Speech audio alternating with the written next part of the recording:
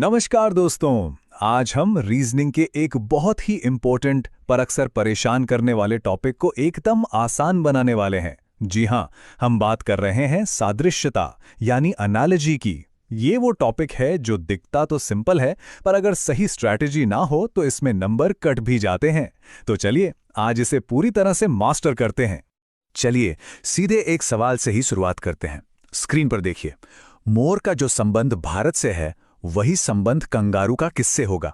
अब ये सुनने में तो एक सिंपल सी पहेली लगती है ना?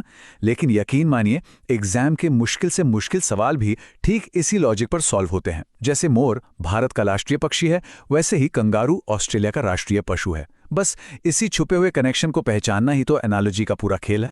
तो आज हम करने क्या वाले हैं, देखिए, हम एनालॉजी को पूरी तरह से डिकोड करेंगे।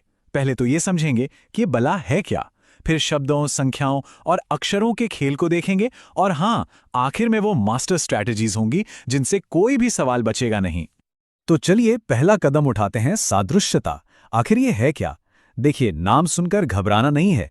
ये बस छुपे हुए संबंधों को, अ काइंड ऑफ सिमिलैरिटी को पहचानने की एक कला है। सादृश्यता का सीधा साधा मतलब है समानता या सिमिलैरिटी। आपको हमेशा एक पेयर, एक जोड़ा दिया जाएगा जिनके बीच एक खास रिश्ता होगा।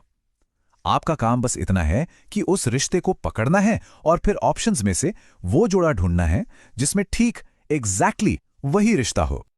और देखिए, किसी भी एनालॉजी के सवाल को सॉल्व करने का ना एक बहुत ही सिंपल 2 स्टेप का फॉर्मूला है।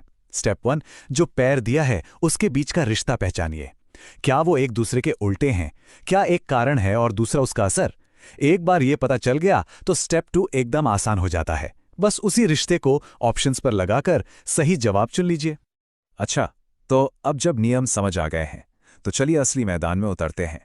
सबसे कॉमन टाइप की एनालॉजी होती है शब्द आधारित। यहां आपकी जनरल नॉलेज और वोकैबुलरी का असली टेस्ट होता है। देखते हैं ये कैसे काम करती है। वर्ड एनालॉजीज की सबसे अच्छी बात यह है कि इनमें कुछ फिक्स्ड पैटर्न्स होते हैं जो बार बार पूछे जाते हैं। स्क्रीन पर देखिए, ये कुछ सबसे आम रिश्ते हैं, जैसे देश और उसकी राजधानी, या कोई प्रोफेशनल और उसका टूल, जैसे सर्जन और स्कैल्पेल। इन पैटर्न्स को पहचानना ही हाफ द बैटल वन है। चलिए एक लाइफिंग राउंड हो जाए। पहला सवाल, डॉक्टर का जो संबंध मरीज से है वही शिक्षक का किससे होगा? सोचिए, यहां रिश्ता क्या है? एक प्रोफेशनल और वो जिसे वो सेवा दे रहा है। तो शिक्षक किसे सेवा देता है? बिल्कुल सही, छात्र को। एक और सवाल, हृदय का काम है रक्त परिसंचरण यानी सर्कुलेशन, तो फेफड़ों का यानी लंग्स का क्या काम है? सोचना क्या है? श्वसन यानी रेस्पिरेशन। ये अंग और उसके कार्य का रिश्ता है। देखा, सब कुछ पैटर्न पहचानने का ही तो खेल है। चलिए शब्दों की दुनिया से निकलकर अब चलते हैं जरा नंबरों के मायाजाल में। नंबर बेस्ड एनालॉजी में सिर्फ जोड़ घटाव नहीं होता, यहां आपको गणित के छुपे हुए पैटर्न्स को खोजना पड़ता है। अब जरा इस सवाल को देखिए, 6 का 222 से वही रिश्ता है जो 7 का किससे है? पहली नजर में ये थोड़ा डरावना लग सकता है, लेकिन इसके पीछे एक बहुत ही क्लियर लॉजिक है। कोई गैस? पहली बार देखने में तो लगता है कि अरे ये कैसे होगा, पर यहां एक हिडन सीक्रेट है, और वो है n³ + n ट्रिक। ये उन खास पैटर्न्स में से एक है जिसे एक बार सीख लिया तो कभी नहीं भूलेंगे। चलिए इसे तोड़कर समझते हैं। पहले पेयर में हमारा n है 6, तो 6 का क्यूब कितना होता है? 216। अब उसमें वापस वही n यानी 6 जोड़ दीजिए, क्या मिला? 222। देखा? अब बस यही लॉजिक दूसरे पेयर पे लगा दीजिए।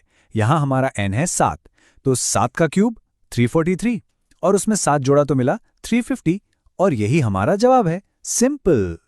लेकिन रुकिए, n³ + n ही अकेली ट्रिक नहीं है। कई बार सवाल इससे भी आसान होते हैं। आपको नंबर्स के स्क्वायर या क्यूब मिल सकते हैं, जैसे 4 का 16 से रिश्ता। कभी कभी तो बस सिंपल मल्टीप्लिकेशन या डिवीजन होता है, और कभी कभी तो लॉजिक नंबर के डिजिट्स में ही छुपा होता है, जैसे 35 का 15 बन जाना, क्योंकि 3 × 5 होता है 15। तो इन सभी पैटर्न्स पर नजर रखनी बहुत जरूरी है।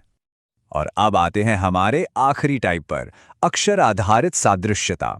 इनको एक तरह की कोड ब्रेकिंग पजल समझिए, जिसकी चाबी इंग्लिश अल्फाबेट्स में छुपी होती है। ये उदाहरण देखिए, BHK का YVSP से एक खास रिश्ता है। पहली नजर में एकदम रैंडम लग सकता है ना?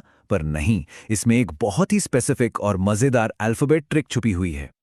और वो ट्रिक है ऑपोजिट लेटर पेयर्स। जी हाँ, ये एक ऐसा पावरफुल शॉर्टकट है जो लेटर एनालॉजी के कई सवालों को चुटकियों में सॉल्व कर सकता है। इस टेबल में सारा राज छुपा है।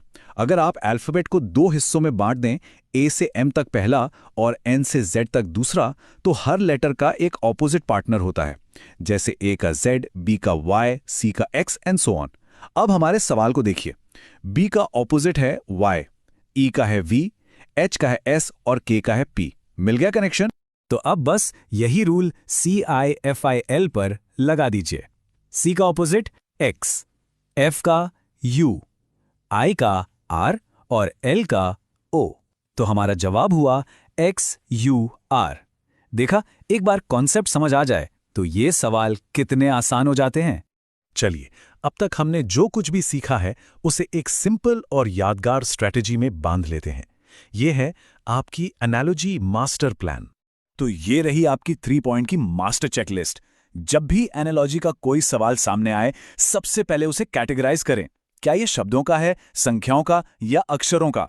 शब्दों के लिए रिश्ता ढूंढिए, संख्याओं के लिए गणित का पैटर्न देखिए और अक्षरों के लिए लेटर की पोजीशन या फिर ऑपोजिट पेयर्स को चेक कीजिए।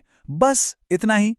और जाते जाते एक आखिरी चैलेंज जो लेटर्स और नंबर्स के लॉजिक को मिलाता है।